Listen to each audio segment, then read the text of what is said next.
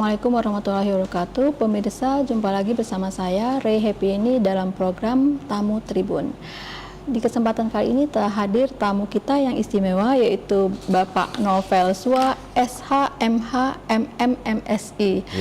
Bapak Novel adalah Ketua DPC IKADIN Palembang, Ikatan Advokat Indonesia Palembang, yang baru dilantik hari Sabtu kemarin, tanggal 14 Desember. Berarti ini hari kedua tugas Bapak sebagai Ketua IKADIN Palembang ya Pak ya? Benar. Sebenarnya kami mau mengucapkan selamat ya Pak atas jabatan sebagai Ketua IKADIN Palembang. Mudah-mudahan amanah dan bisa membantu penegakan hukum di Palembang ini ya Pak ya. Iya. Jadi kita mau kenal dulu dong pastinya ya dengan Pak Novel Sua. Jadi Pak Novel Sua ini namanya bisa cerita nih, aslinya orang mana nih Pak? Silakan Pak. Kalau saya keluarga, kalau Bapak saya seorang Sulawesi, kalau Ibu orang Jawa Barat. Oh ya. Percampuran lah Jawa dan Sumatera. Kalau secara tidak langsung sih dari garis keturunan nanti sebenarnya agak melawan. Oh ya. Bapak nih, karena lari dari jalur, harusnya sama-sama orang Sulawesi seharusnya. Iya. Ini dia melawan demi cintanya kepada sang kekasihnya. Iya. Jadi dia berpindah, tidak mengambil satu sama keluarganya atau satu marga dia lah. Terus merantaunya ke Palembang. Merantau ke Palembang. Itu Bhinneka Tunggal Ika ya Pak ya? Iya, Bapak berkeluarga dengan orang Palembang.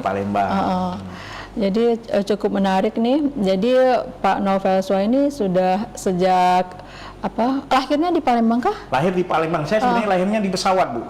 Ketika Bapak saya Auri, pas landing di Sumatera Selatan, tepatnya di Palembang, saya langsung lahir di situ, Bu. Oh iya, itu tahun berapa tuh Pak? Tahun 84.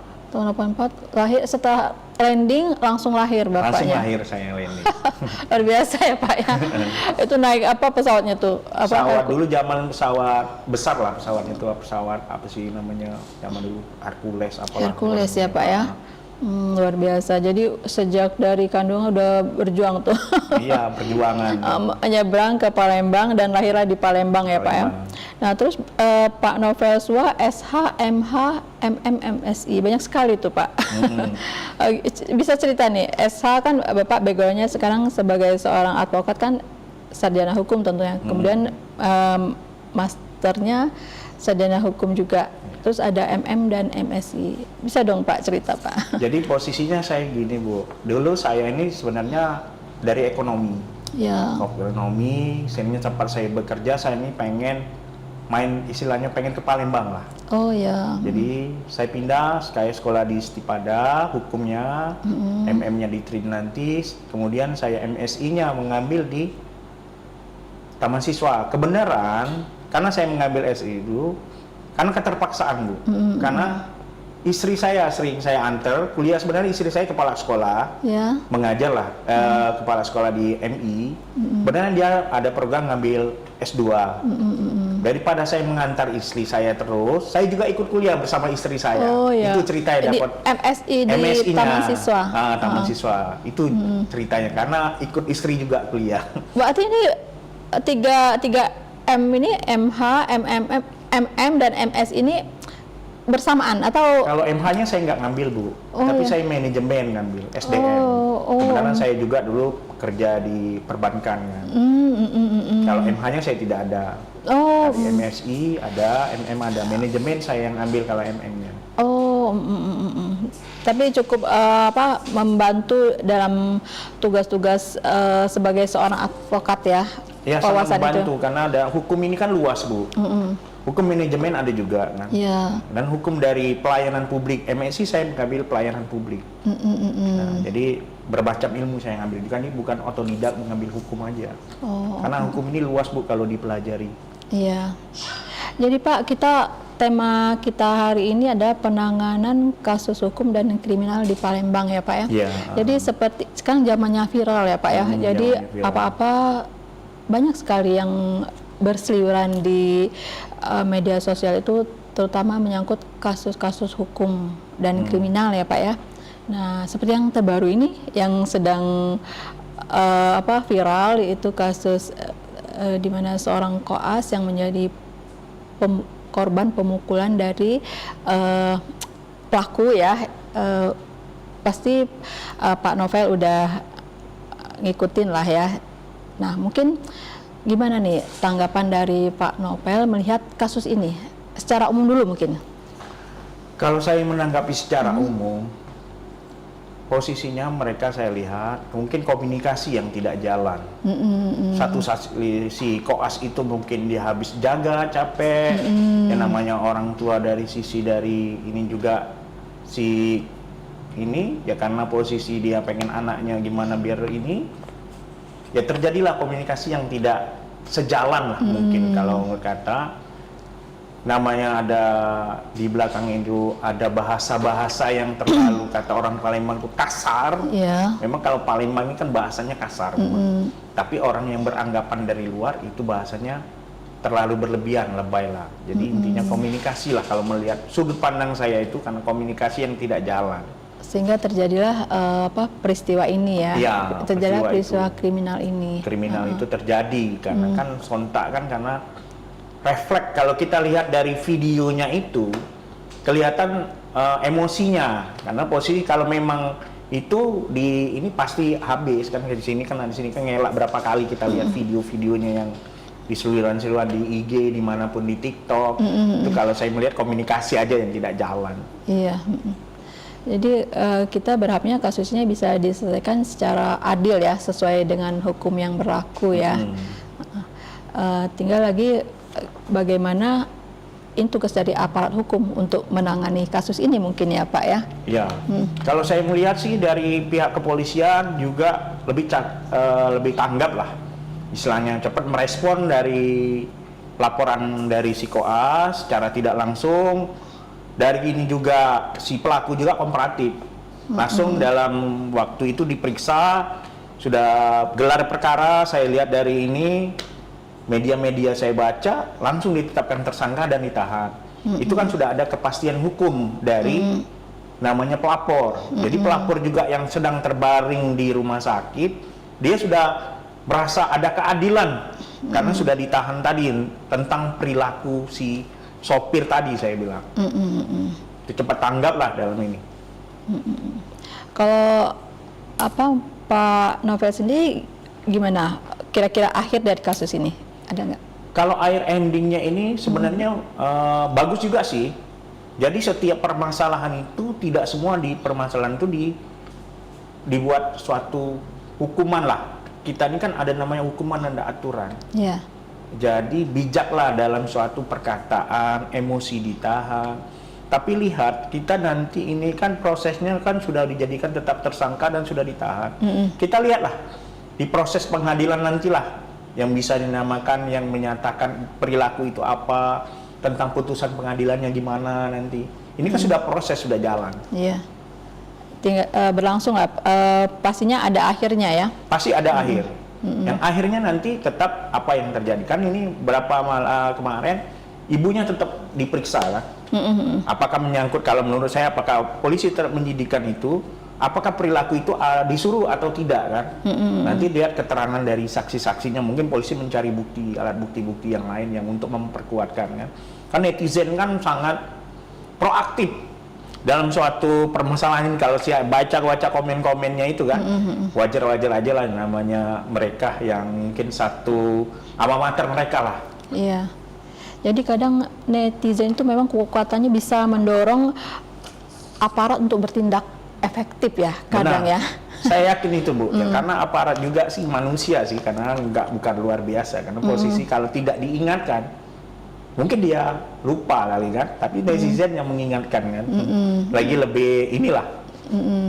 Jadi mungkin secara bagi aparat sendiri gimana nih peran netizen ini? Artinya kan kita mendapat kesan ya di masyarakat ketika kasus itu viral, maka tindakan dari aparat terkait itu cepat, mulai dari kepolisian sampai ketika masuk pengadilan pun cepat gitu prosesnya. Nah, gimana komentar Pak Novel tentang ini? Kalau saya lihat sih dari komentar-komentar, kemudian kita lihat secara nasional, kadang-kadang dari media-media TikTok, IG, kadang-kadang itulah yang membuat suatu perkara itu menjadi terang, Bu. Ya contohnya banyak masalah yang lain lah, tidak saya mungkin sebutkan, lebih cepat prosesnya. Tapi yang kadang-kadang yang tidak viral itu mungkin ada yang 3 tahun, 5 tahun baru dia keadilan. Yang baru-baru ini kan yang toko roti itu 3 bulan yang lapor, belum ditanggapi segala macam. Kemudian sudah viral, baru tanggapi. Ya mungkin kan dari pihak kepolisian juga kan menurut saya mencari bukti-bukti awal dulu yang bisa masuk dalam ranah namanya pidana untuk diambil tindakan, ditangkap. Gitu ya. Ada yang bukan menunggu viral baru bertindak, bukan begitu? Tidak juga sih, kadang-kadang kalau saya lihat juga, ya saya sebagai advokat juga pernah saya dengan penyidik, saya kumpulkan bukti yang mereka juga ada keterbatasan. Kadang-kadang keterbatasan ya apa namanya, kembali lagi masalah kita belum ditetapkan tersangka tuh kenapa? Karena kan polisi ini sangat berhati-hati juga. Apabila menetapkan tersangka tidak sesuai dengan bukti yang awalnya gimana, sesuai dengan SOP-nya, kan mereka ditakut di pra-peradilan. Iya.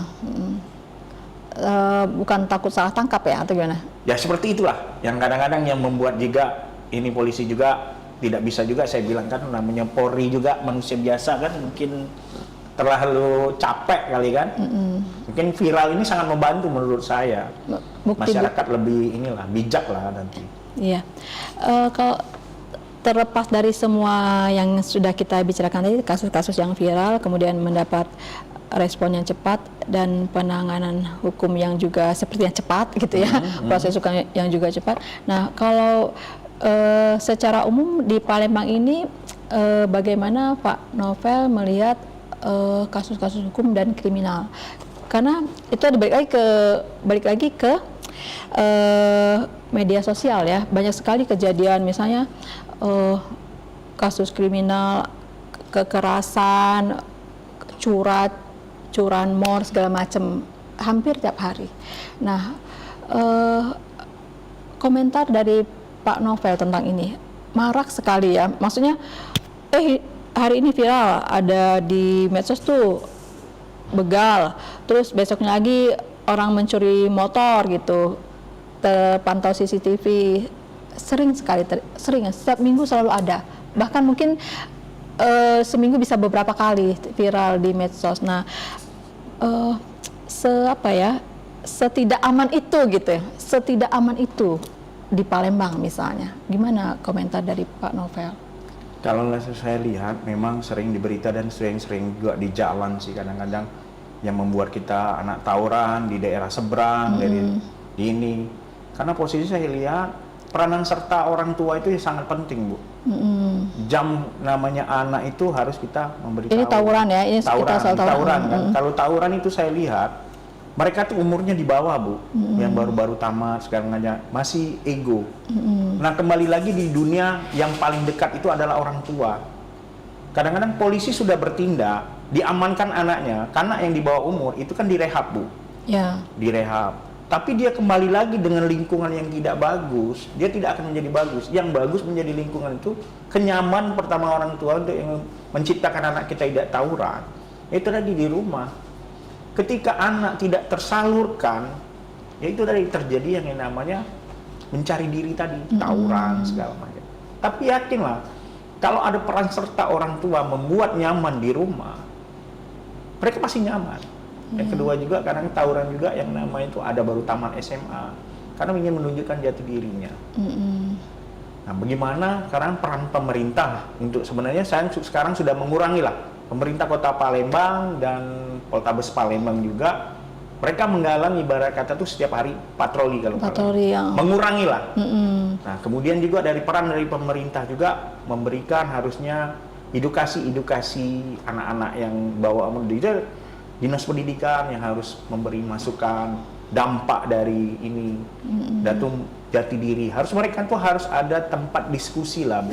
Karena di dalam tawuran ya, di dalam lingkungan rumahnya mereka tidak bisa diskusi. Ketika tapi sampai pemerintah menyediakan tempat kreatif bagi anak, dia akan nyaman. Jadi pemerintah kalau saya lihat sudut pandangnya harus ikut serta.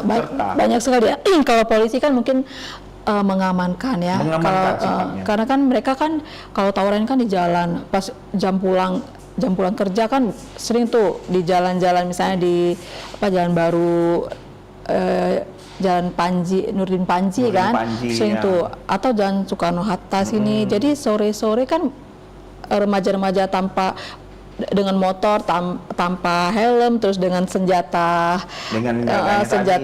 tajam ya, itu mereka sangat terbuka gitu ya, maksudnya tanpa rasa takut. Mereka konvoy rame-rame gitu di jalan dengan kemacetan yang disebabkan oleh mereka, masyarakat umum yang melihat itu kan, mereka tidak ada rasa tidak ada rasa takut. Nah, jadi kan masyarakat merasa terancam ya. Benar, merasa terancam dengan kehadiran yang seperti itu, tidak menimbulkan rasa tidak nyaman di jalan raya gitu ya dengan kehadiran mereka. Mungkin itu tadi mungkin perlu dari polisi patroli secara kontinu ya di tempat-tempat yang mungkin mereka sering keliaran itu. Nah, itu soal tawuran mungkin ya. Itu belum lagi kalau jam dini hari kan? Ya, ada tempat-tempat tertentu. Jam 9 lah Bu yang sering terjadi. Jam dini ketika malam lebih seru lagi mungkin malah. Nah, terus itu lagi yang soal begal mungkin. Itu kan ditangkap, ada lagi, hampir tiap minggu ada berseliweran di medsos. Belum lagi pencurian sepeda motor ya. Nah, itu mungkin gimana tuh Pak? Kalau saya melihat Bu, yang maksudnya apa sih, kenapa sih bisa setidak aman itu tadi yang saya katakan? Itu dari sudut pandang keamanan, kalau menurut saya Bu, itu sudah preventif lah, polisi patroli segala macam saya lihat ya, tapi tidak semua tadi jalan-jalan yang bisa diselisir lah. Tapi secara ekonomi masyarakat saya lihat itu masih ekonomi kita untuk di Palembang itu untuk tingkat untuk mencari pekerjaan itu sulit Bu. Kadang ekonomi yang membuat mereka berbuat seperti itu. Desaan ekonomi yang akan menjadi masalah. Oh ya, saya besok bayar sekolah anak saya. Dengan berjalannya mereka. Itu ada faktor yang ininya untuk kebutuhan keluarga. Tadi faktor juga ada juga yang namanya faktor dari narkobanya juga. Judi online. Jadi ada sisi-sisinya, judi online-nya ada, dari narkobanya ada, dari sisi keluarganya ada. Saya menemukan berapa saya disuruh mendampingi Bu.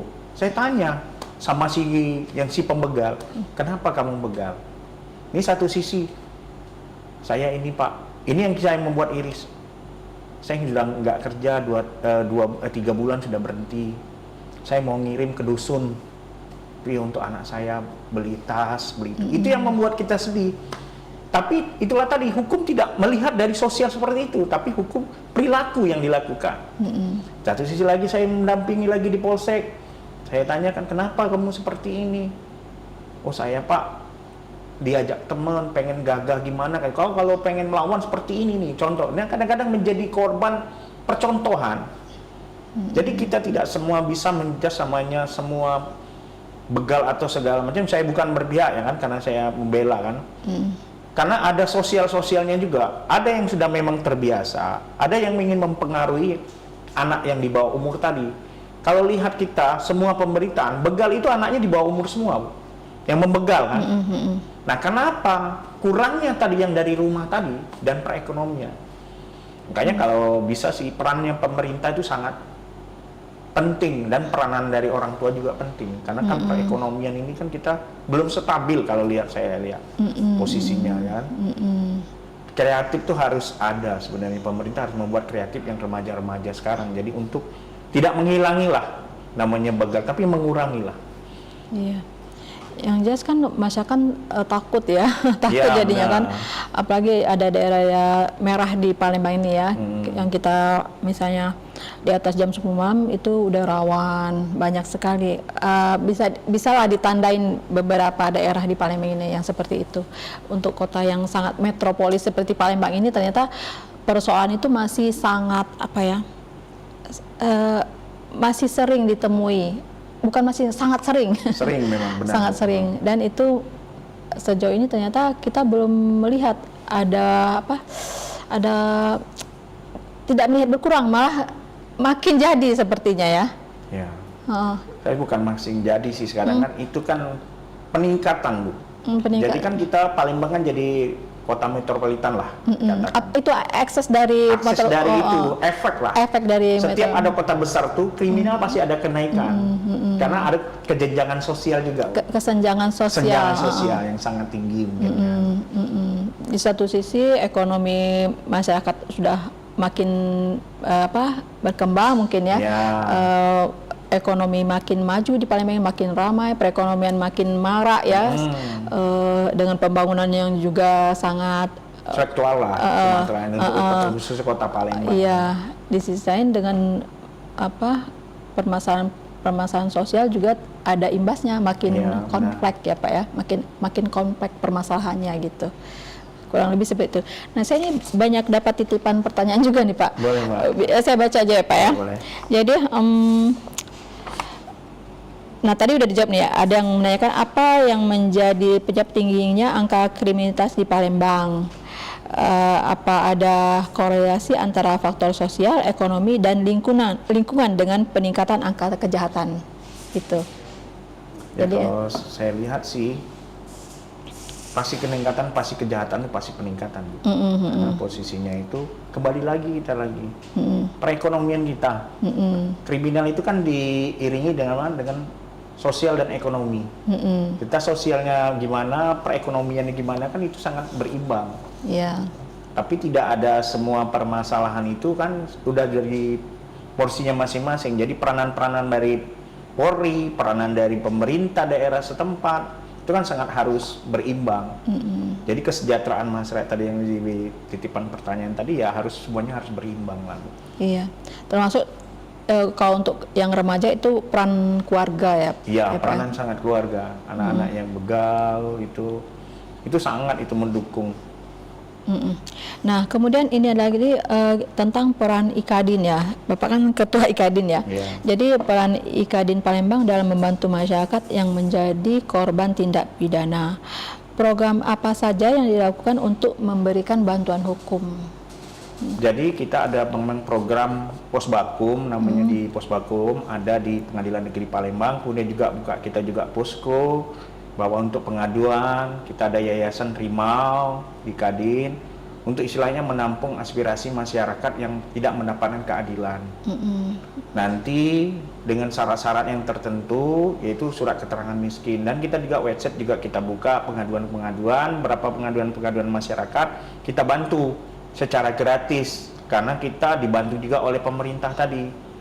Dapat bantuan dari pemerintah untuk membantu orang-orang yang tidak mampu. Dengan suatu permasalahan kita sampai dengan pengadilan tingkat polisi, tingkat kejaksaan, tingkat pengadilan, dan sampai dengan putusan. Itu kita dampingi dan kita kawal dengan permasalahan-permasalahan hukumnya apa aja yang kita juga membuka konsul secara gratis. Secara untuk masyarakat yang kurang mampu, tapi kalau yang kurang mampu bayar beda. Itu ada yang tadi khusus yang masyarakat yang kurang mampu tadi, itu ada gimana tuh caranya? Caranya datang nanti Bu ke kantor kami di Jalan Merdeka, bisa Jalan Merdeka nomor 22, bisa juga ke kantor DPB kami di Jalan depan hotel samping Hotel Batika. Jadi kita ada menerima pengaduan juga berapa segala macam. Nanti kami diverifikasikan dulu permasalahannya apa. Kalau memang permasalahan itu harus bisa kita bawa ke ranah hukum, kita bawa. Tapi secara ranah kita bisa dimusyawarahkan, yang bisa dijembatankan, karena namanya masyarakat ini kan ketika berhadapan dengan hukum ini kan buta semua Bu. Nah, ketika dia mengenal amannya kita dengan namanya sudah konsul segala macam, dia akan mendapatkan pencerahan. Makanya sifat kita tuh konsul dulu Bu. Karena kita harus masuk melaporkan segala sesuatu tuh harus minimal kita mempunyai alat bukti yang dulu dari awal, bukan cerita. Ya segianya kadang-kadang masyarakat juga mungkin kurang paham dan itu karena mereka merasanya benar ini, tapi kan kita sebagai konsul memberikan penjelasan yang benar dan lurus. Ketika kita diberhadapkan dengan hukum nanti, si korban tadi jadi jelas seperti itu kan. Dengan alat buktinya alat buktinya dulu, jadi kita tidak semata-mata menerima pembicaraan. Itu kadang-kadang masyarakat juga kurang paham ya. Kalau saya menerima konsul, sering sih saya masyarakat juga yang masalah kadang-kadang tipu lah, kadang-kadang masalah kredit, kadang-kadang masalah keluarga. Itu yang kadang membuat kita yang harus kita selektif dulu, Bu. Karena apa? Yang menjadi korban nanti akan menjadi korban. Karena mungkin hukum ini kan tidak segampang yang mereka bilang, tangkap, tahan segala macam, itu kan ada berproses. Makanya kita jelaskan dulu sesuai dengan sema Mahkamah Agung lah. Jadi kita sifatnya dimediasikan dulu setiap ada permasalahan, jangan dimasukkan ke meja hijau. Iya. Kita lanjut pertanyaan berikutnya ya, Pak ya. Iya. Nah, berarti sini apakah IKADIN Palembang bekerjasama dengan polisi dan instansi terkait lainnya dalam upaya pencegahan dan penanggulangan tindak pidana? Sampai saat ini kita tetap bekerja sama, mungkin ada diskusi-diskusi apa, kami sering diundang, Bu, untuk ibaratnya memberikan edukasi, karena sifatnya peranan mereka penegak hukum kan. Kalau kita kan sifat tidak penegakan hukum, kita kan memberi penjelasan, memberikan edukasi lah tentang hukum. Kita ada diskusinya, Bu, sering kerjasama. Poltabes Palembang juga kita kerjasama, kejaksaan juga, di pengadilan juga kita kerjasama. Jadi stakeholder mereka dari ini sudah kita kerjasama semua sih sampai saat ini. Saya melanjutkan saja lah intinya. Oh iya. Terus mungkin sekarang tentang perkembangan teknologi, mungkin ada aplikasi khusus gitu buat warga buat ngelapor atau mengakses bantuan dari IKADIN misalnya. Sampai saat ini juga akses dari untuk dunia digital intinya kan, jadi masyarakat bisa lah. Tidak semua masyarakat kan, Bu, bisa megang HP. Yeah. Kadang-kadang yang orang yang hukum ini dia mau ngomong tuh masih gatek lah. Tapi kita tetap membuat dunia digital itu kita lakukan itu dengan melalui laporan ada Menkumham, nanti Wekumham juga memberikan kita report kan. Nah, nanti report. Kemudian juga kita bisa dikirimkan surat atau datang langsung. Jadi 3 dari mereka mau melapor tuh kita sudah secara digital kita sudah buka.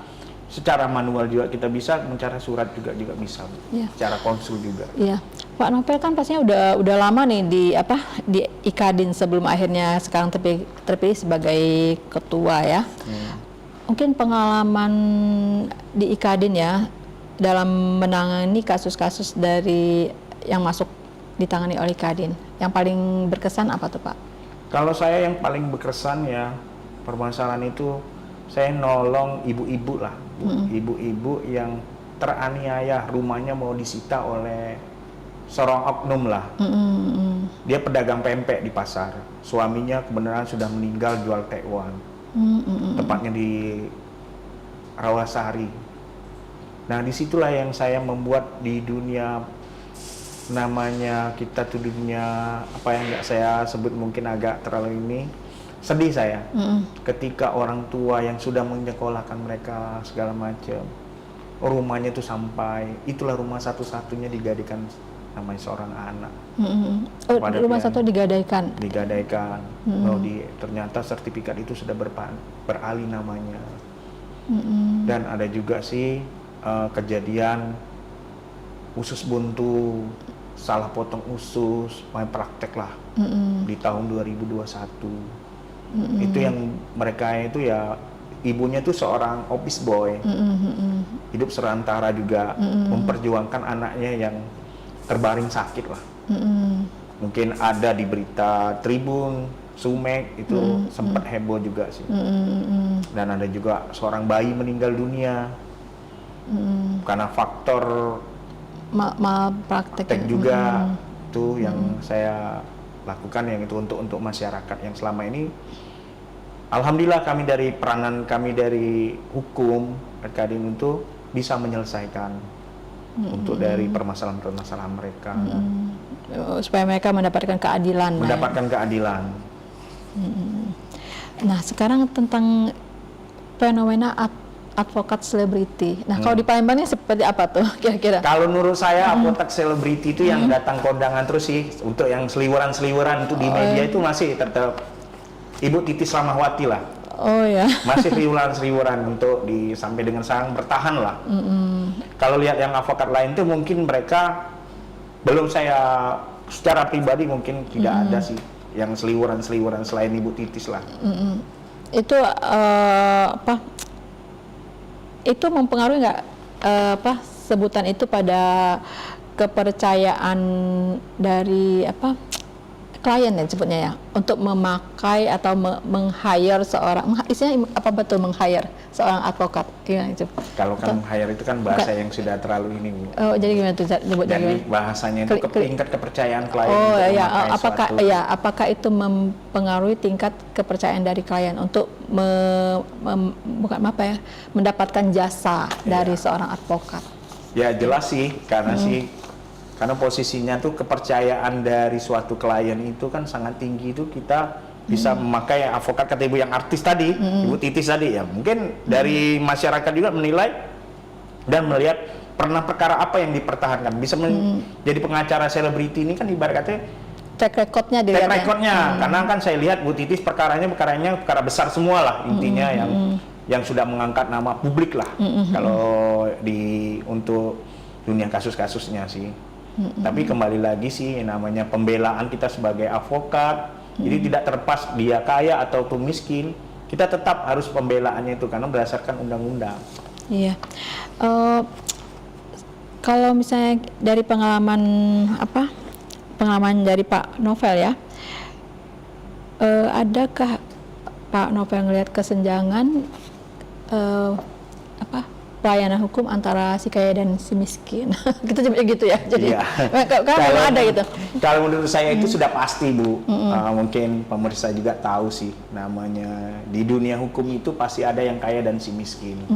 Misalnya ada yang nggak mampu memakai jasa seorang advokat misalnya. Itu tapi ada jalannya tadi kan, ada yang gratis. Dari Ikadin melayani ada sih bantuan hukum gratis kita Ikadin, tapi tetap dia obatnya tuh sama Bu. Ibarat kata tuh kita datang ke pos baku manapun, obatnya sama, ada obat generik, ada obat mahal lah. Kita nggak usah terlalu ini. Tapi sekarang dulu berbeda dulu dan sekarang kan karena pemerintah sudah mengeluarkan bantuan juga kepada pencari keadilan tadi, diberi bantuan. Itu syaratnya nanti pencairan. Dulu kan ada ketimbangan ketimbangan untuk dalam ini untuk pencari keadilan, bukan di ini ya Bu ya. Di sekarang pemerintah sudah membantu, sudah saya bantu, kayak saya kasih subsidi untuk masyarakat yang tidak mampu, itulah tadi lembaga bantuan hukum tadi diberi.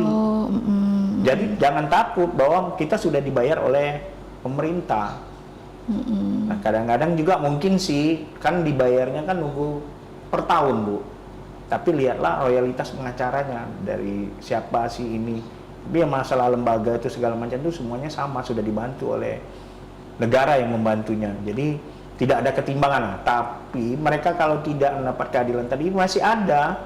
Memang benar kata Ibu, memang sudah dapat pos baku. Ya ada oknum lah di aparat lah. Aparat ya Bu ya. Nah, diduga lah seperti itulah, masih ada ketimbangan kata Ibu tadi kan, masih ada itu. Kalau di Ikadin sendiri ada nggak upaya untuk mensosialisasikan tentang gimana supaya warga bisa mendapatkan akses hukum yang tujuan akhirnya untuk mendapat keadilan ke semua. Jadi kan kalau selama ini sepertinya kan banyak yang masih awam tuh tentang hukum. Nah, ada nggak program-program dari Ikadin untuk mensosialisasikan supaya mendapat keadilan hukum?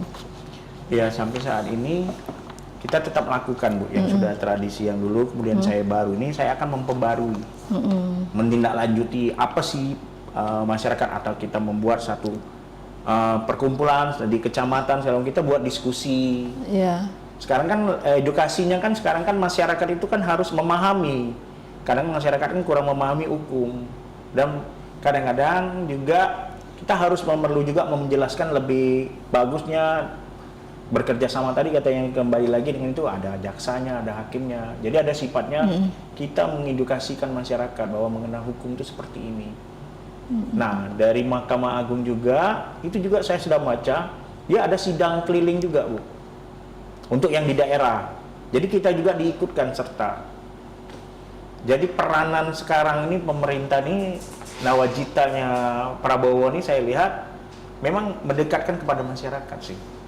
Untuk mengenal hukumnya ini lebih spesifik tuh, mengurangi lah tingkat risiko dari hukum. Kalau kita balik lagi nih ke Ikadin, kira-kira mumpung bapaknya masih Grace ya, jadi ketua Ikadin. Nah, Ikadin ini mau dibawa kemana dalam masa kepemimpinan dari Pak Novel Sua? Kalau saya visinya mungkin ya, visi saya sih ini sih karena membantulah para pencari keadilan itu lebih menegakkan hukumnya itu harus lebih efisien untuk masyarakat yang tidak mampu. Karena kan di satu sisi juga kita melihat berita segala macam tuh ketimpangan hukum itu kepada orang yang tidak mampu, orang miskin lah. Orang kaya itu teratas karena dia bisa bayar. Sebagai contoh lah, kita sudah dipertontonkan lah, diduga hakim yang nakal lah.